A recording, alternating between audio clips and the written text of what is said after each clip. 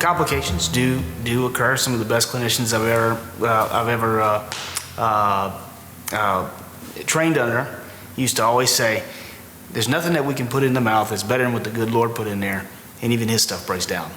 So the good thing about the technology that we've invested in is when complications do happen, if they do break something, we can be able to have them a provisional potentially by the end of the day.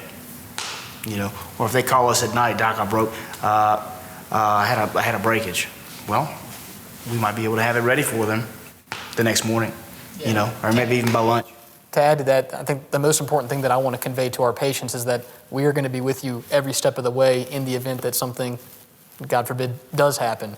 If an implant were to fail or if a prosthesis were to break, we're going to be there to take care of you and see you through it.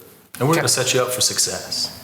I mean, the last thing that we want to do is something that's, you know, it's not going to last. Now I do it twice. Setting you up for success from the start is what we all want. The treatment plan and the diagnosis, again, is the key to that.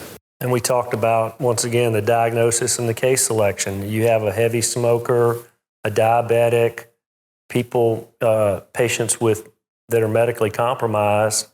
They're probably not going to get the full arch treatment or get the longevity that someone that's otherwise healthy that maintains their implants and their prosthesis.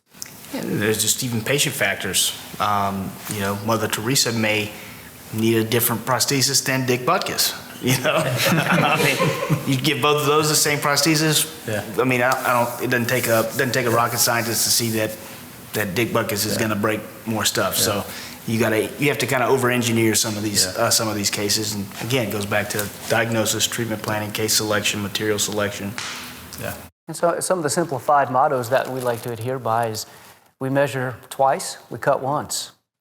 And we do it right or you do it twice. And that's just what we live by here at Fusion Implant Center.